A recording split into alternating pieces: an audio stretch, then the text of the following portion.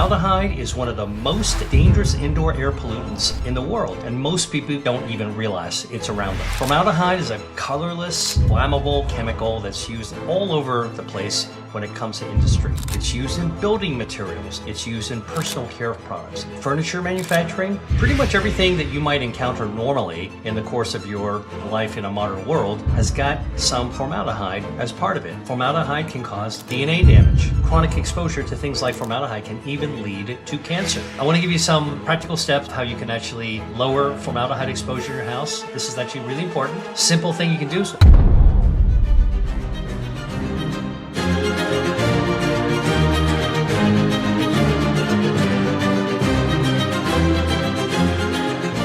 Hi everyone, Dr. William Lee here. You might not think about the chemical formaldehyde when you're relaxing at home, but chances are it's actually there. And here's why that matters.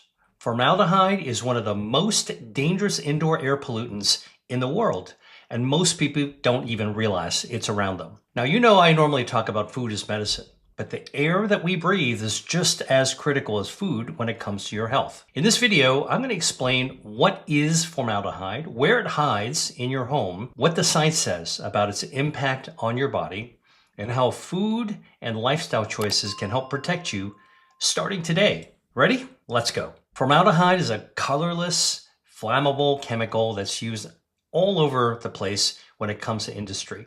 It's used in building materials. It's used in personal care products. It's even used in embalming fluid in the funeral industry. Formaldehyde is used in tanning when you actually have leather, furniture manufacturing, to make resins and adhesives, pretty much everything that you might encounter normally in the course of your life in a modern world has got some formaldehyde as part of it. Now, a lot of people think about that as a factory chemical, but what you don't realize is that formaldehyde is actually produced naturally by your own body. That's right.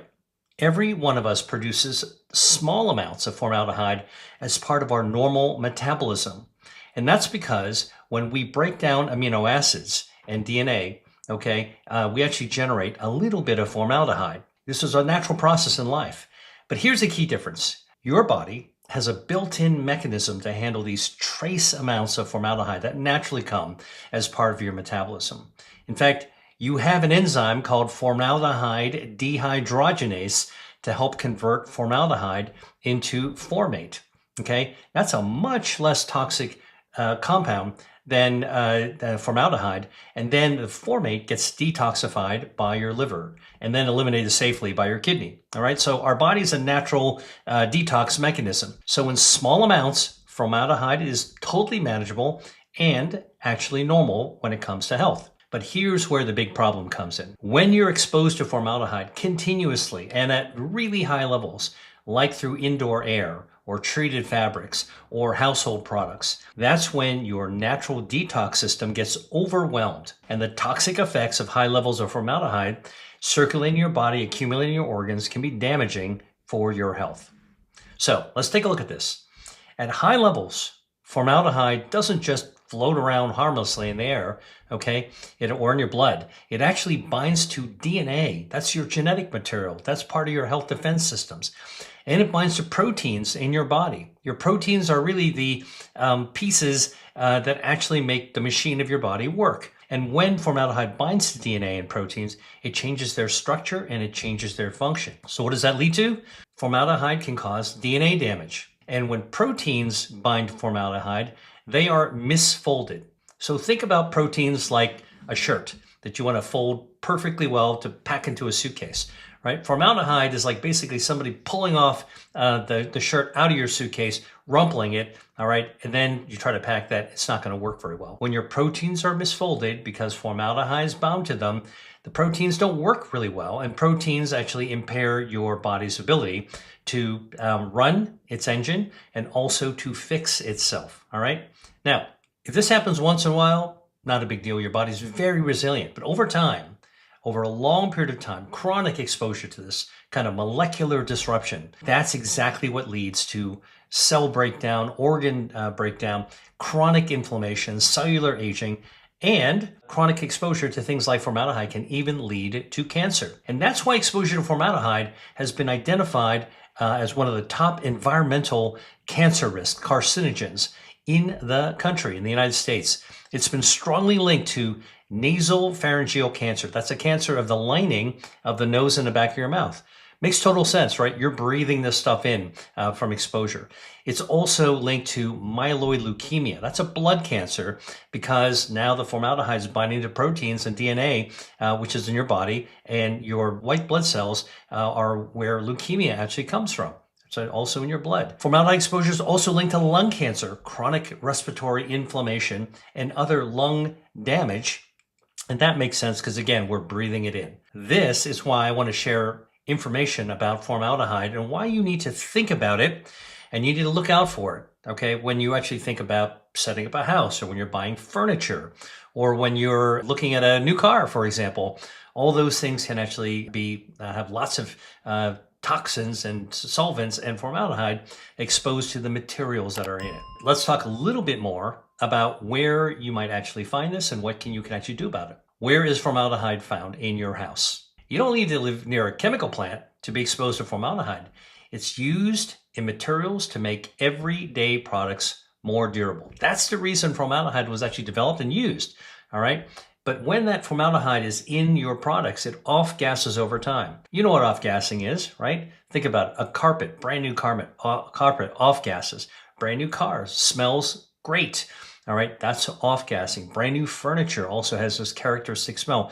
We associate it with something new and something wonderful, and it's so cool and great, smells great. Actually, that's off-gassing solvents. It ends up in the air, and then we breathe it right in, expose our nasal passages, back of our mouth, our lungs to it, and then it can get into our bloodstream as well. How does your body handle exposure to formaldehyde? All right, well, there's some good news to this.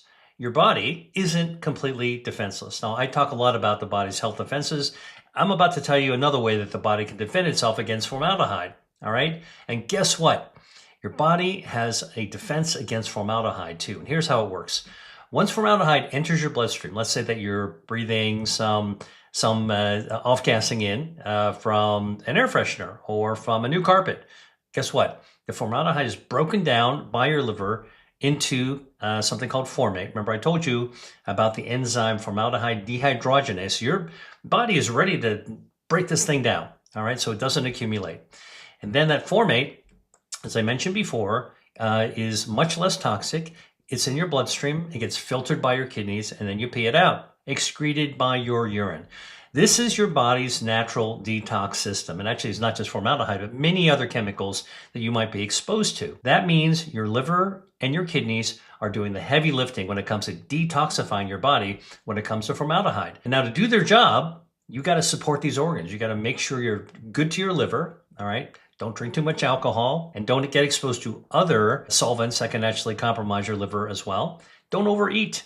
You know, when you actually have non-alcoholic fatty liver disease, basically metabolically, you've overwhelmed your liver. And now it's not going to work as well to detoxify your body against formaldehyde. And kidneys. What about your kidneys? Well, the best way to take good care of your kidneys is to stay hydrated. And of course, you can eat the right foods that can help both liver and kidney. But hydration is really important. Your kidney needs to be well watered. Think about it like a air conditioner with a filter. If you don't run that air conditioner, okay, and get things moving through it, it's not going to actually filter as well. And your kidney filters blood. So you need to be able to keep that blood flowing through that. Best way to do that is by staying hydrated. Okay. So I think it's time to talk about foods that can help strengthen your body's natural detox systems, right? So let's start with your liver. What are some of the things, the foods that we can eat that can help improve our liver's function? Well, here's the thing. Most of the things that are helpful, you already know. I've talked about this before. Whole plant-based foods are definitely good. So which ones are they that help your liver? Well, cruciferous vegetables, you know, broccoli, kale, Brussels sprouts, they boost enzymes in the liver that can help to clear away toxins. Not just formaldehyde, but also formaldehyde, but other toxins as well. All right, that's what you want. Cruciferous vegetables. Eat your broccoli means clear that formaldehyde and other toxins. Garlic and onions. Now, I like to cook Mediterranean as well as Asian. I call it Mediterranean style cooking. That's the kind of food that I actually whip out in my own kitchen. But Common to both Mediterranean cooking and Asian cooking are garlic and onions. They're incredibly flavorful. They belong to the allium family. You can find them in the produce section and in farmers market. So guess what? Garlic and onions are rich in sulfur. All right, that's an element that also helps to improve the liver's detox systems. Sulfur is needed to make something called glutathione, and glutathione is another molecule used for detox. All right, so eating garlic and onions helps to power up your liver's glutathione to be able to detoxify. So we talked about what? We talked about cruciferous vegetables, broccoli, Brussels sprouts, kale, garlic, and onions. Here's another one, beets. Beets contain a bioactive natural chemical called betaine, all right? And betaine can actually help your liver regenerate itself. Your liver, by the way, is one of those organs that has incredible regenerative capacity. In fact, if you were to take a healthy liver, all right, if I took your liver and I cut away 2/3 of it, left only 1/3 back in your body, threw the other part away, all right, okay, we got to give it to somebody to transplant a liver. We're short of livers. That's important. But that 1/3 of a liver left in your body, guess what? Over the course of about a year or two, can completely regenerate itself. That is an example of how, you know how a starfish can regrow an arm or a salamander regrow a limb? Well, we humans can regenerate our liver, all right, if you get the right part of it, all right? So that's quite important. So liver regeneration can be enhanced, can be supported, promoted by eating beets. Betaine can help regenerate the liver. What other foods are liver protective? Green tea, my favorite, okay, and a lot of people's favorite. Green tea contains polyphenols. One of them is called EGCG, epigallocatechin-3 gallate. Don't worry about memorizing all the names. EGCG is a catechin. It's a polyphenol. It's a polyphenol that's a powerful antioxidant, and this antioxidant protects against the cellular damage caused by formaldehyde, all right? So if you drink your green tea, have a beet salad, all right, have some veggies on the side, maybe some sauteed broccoli or a kale salad or something else delicious, roasted Brussels sprouts, guess what? You'll be actually protecting your liver. Oh, and by the way, one other thing about green tea, the polyphenols also from tea actually directly bind to, they grab onto the formaldehyde to neutralize that chemical.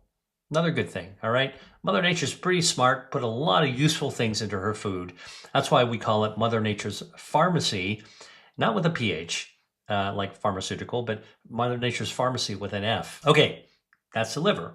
What about the kidney? How do we actually take care of the kidney? Well, I told you that the kidney will remove and expel, eliminate the formate, which is the less toxic version of formaldehyde that your liver tackled, right? So remember, get exposed to formaldehyde, goes into your bloodstream, gets to your liver immediately starts to tackle it, breaking it down from formaldehyde into formate. So go from very toxic to less toxic. Still want to get rid of that in the body, goes to your kidneys basically filter it and get rid of it. You pee it right out. Okay, so what do you want to do for the kidney to take care of it? Well, I said this earlier and I'll say it again.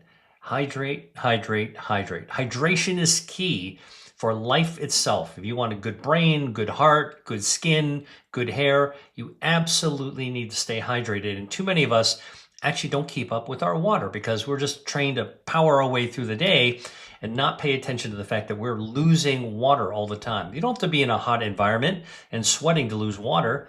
We have these things called insensible losses.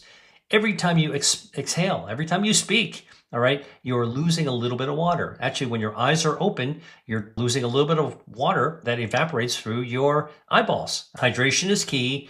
Your kidney needs to be well hydrated, well watered to efficiently flush out waste. And by the way, even mild dehydration can slow this system down, all right? And you feel it. You feel tired, you feel sluggish, you don't feel good. So drinking water is the easiest way to hydrate. But remember, I told you tea can actually do it. So if you want to actually boost your liver and keep your kidneys going, try tea. Water plus polyphenols, you get double barrel benefits actually from that. All right. Now, coffee is something I drink every single morning. When I did a gap year in the Mediterranean, I was in Italy, I learned to actually drink coffee, an espresso in the morning. Now, besides the caffeine, which is a good pick-me-up in the morning, coffee actually has other bioactives, natural chemicals like chlorogenic acid.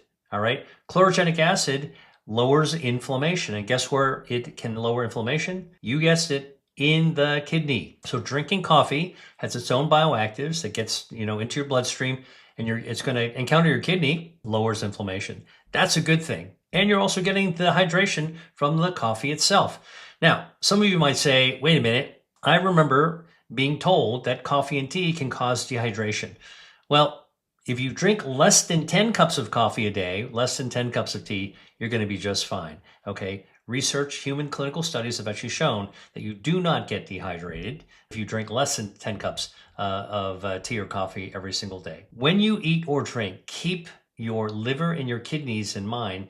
They're helping your body stay resilient, especially in an environment that challenges it, including by having formaldehyde off-gassing from all the stuff that we have around us in our homes. I got to tell you one more thing about formaldehyde. All right. And that's what it does to your blood vessels, your vascular health.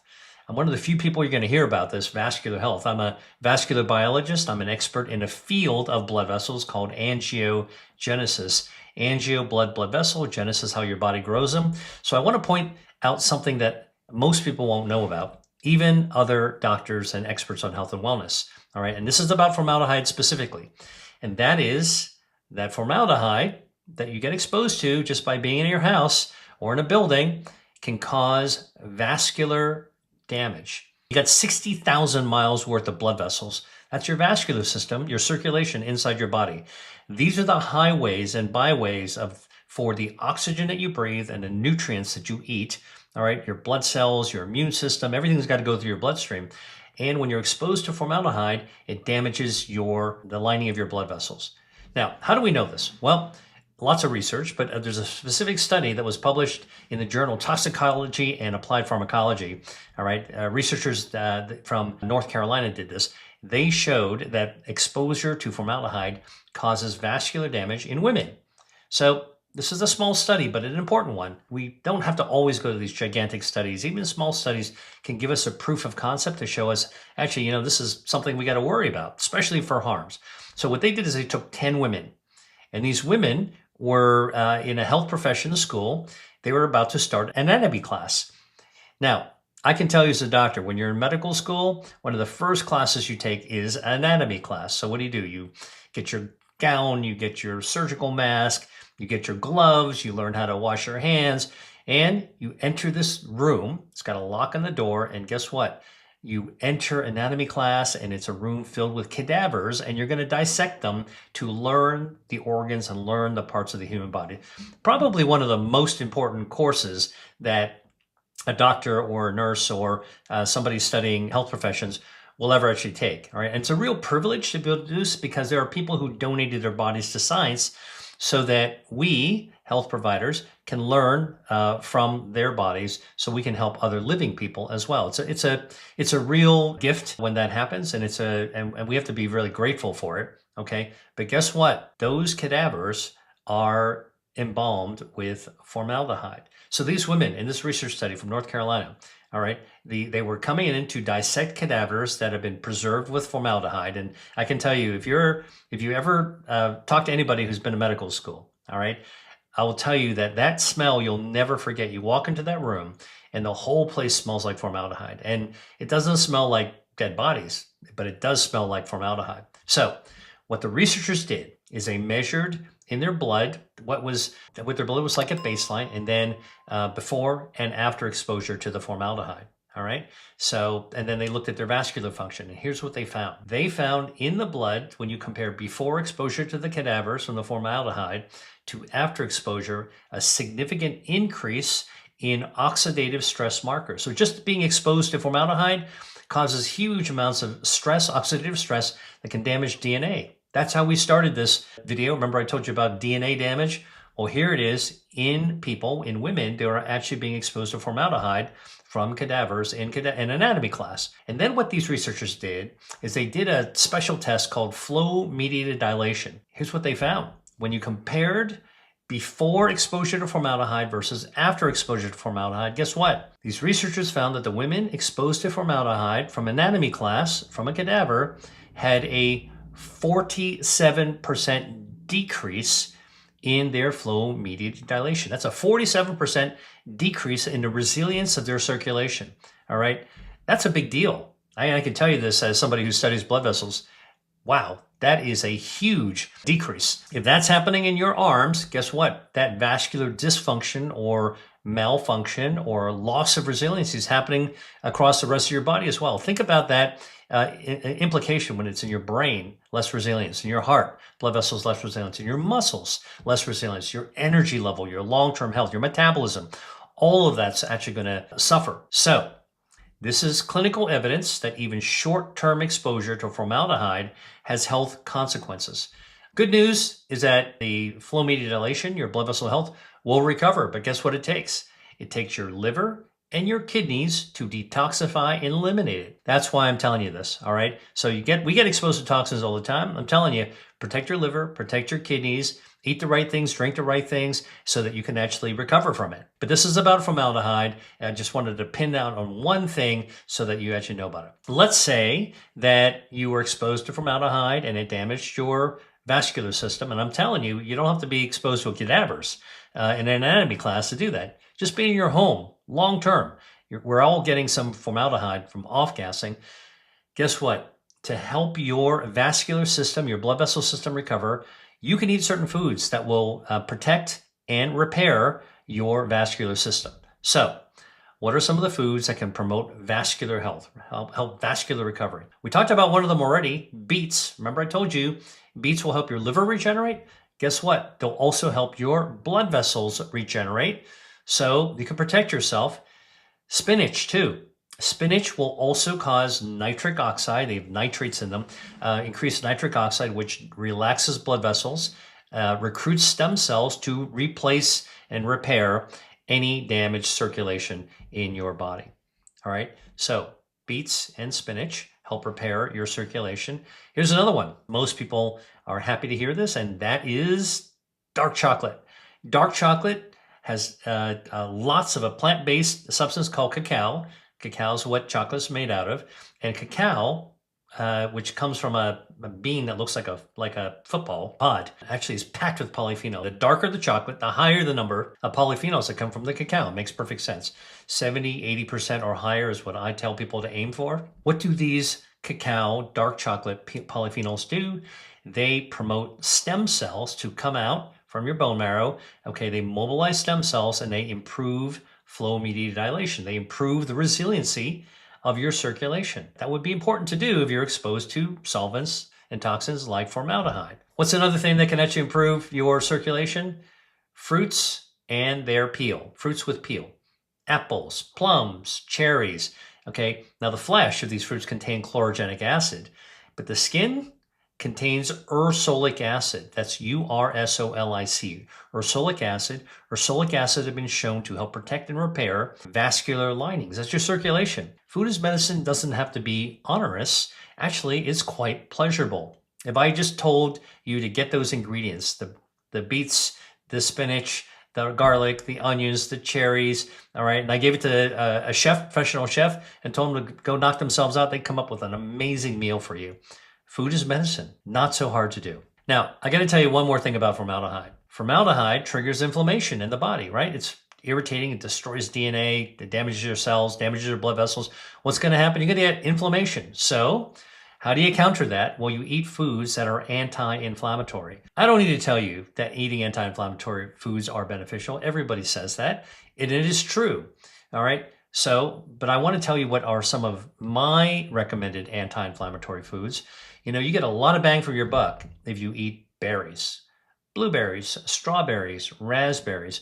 They all contain a natural bioactive called anthocyanins. That's what gives them their color. Okay, it's like a natural food dye. All right, and guess what?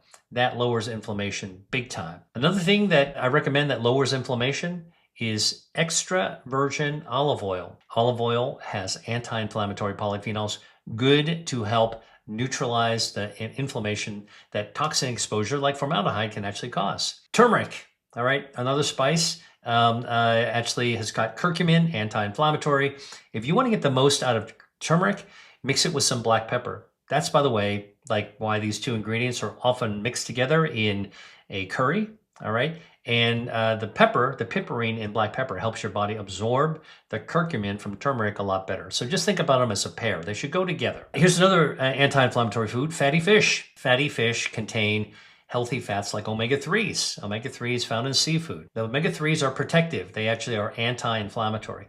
Now, if you are a vegetarian or a vegan, all right, and you want to have plants that have omega-3s, well, you can get precursor plants that have the omega-3s and make your body make its own omega-3s, like flaxseed and chia seeds.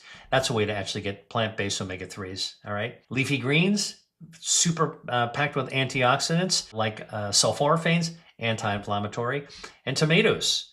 Tomatoes have lycopene and beta-cryptoxanthin. These are natural chemicals. Trust me, I study food as medicine, so I'm the only person that really needs to memorize all these chemical names.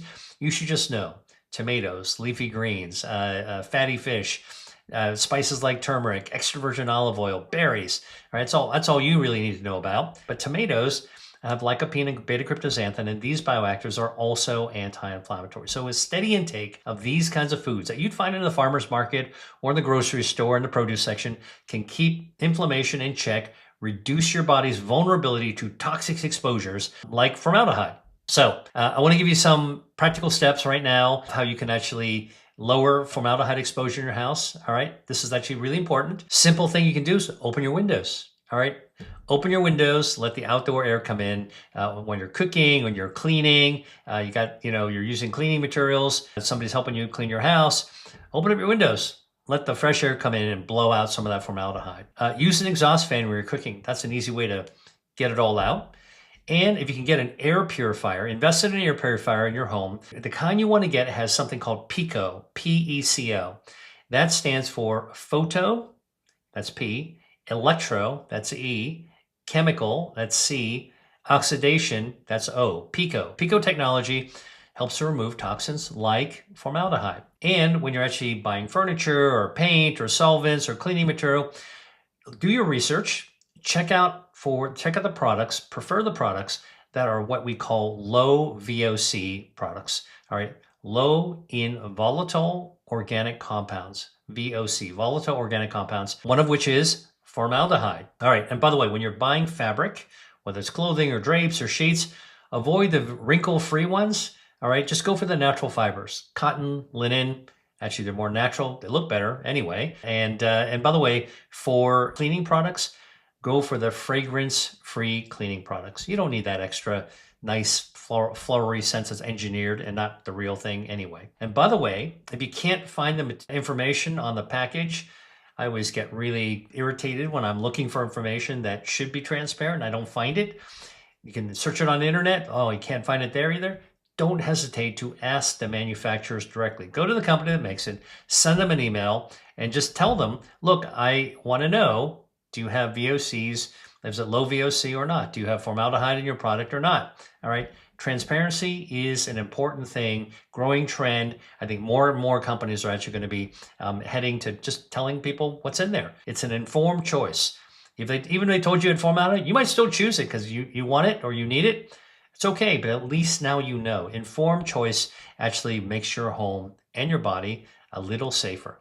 Now here's something else I want to tell you if you've got kids or pets. Children breathe more air per pound of body weight than adults. So they absorb more of the formaldehyde that's in your house. And pets, they got short legs, they're close to the ground, and pets are in contact with your furniture and your carpets much more than you are, all right? Your dog, your cat, just think about it. So they're going to be exposed to more volatile organic compounds like formaldehyde than you are. So when you make your indoor environment safer and you open your windows and let the formaldehyde out, you're not just protecting yourself, you're also protecting the ones that you care about in your house. Now that you know the facts, I'm going to encourage you to take just one more step today. I want you to find one product in your home that might be leaching out formaldehyde, all right? Maybe that old particle board stool that you've had forever, throw it out, okay? Read one label. All right, look in the cautions. Usually the cautions will say contains formaldehyde. All right, look at your paint cans, look at your cleaning agents under your sink. All right, find one thing that has formaldehyde and throw it out and replace it with something that doesn't have formaldehyde. And then crack one window open, get some air to circulate, just even for an hour, all right? Let in some fresh air, let some of that formaldehyde out. And I want you to add one vascular supporting food to your plate. And we talked about that, beets, spinach, dark chocolate, berries. You can do it, all right? And it's gonna taste great as well. And of course, tea and coffee are good for your liver, good for your kidneys because of the water, and good for your circulation as well. Every small decision you make, every little move you make like this is a small step that will have big benefits later for your health. So here's a question I'll leave you with. What is one product in your home right now that you are rethinking about after what I've told you about formaldehyde? Leave a comment below. I'd love to hear about how you're taking action. And if this video helped you rethink your indoor environment and how you support your body's health defenses, and maybe choose some food as medicine, then hit the like button and make sure you subscribe to my channel so you never miss a science-backed health update from me, Dr. Lee. See you in the next video. Dr. Lee, out. Hey, if you like that video, then you're gonna love this one. Check it out.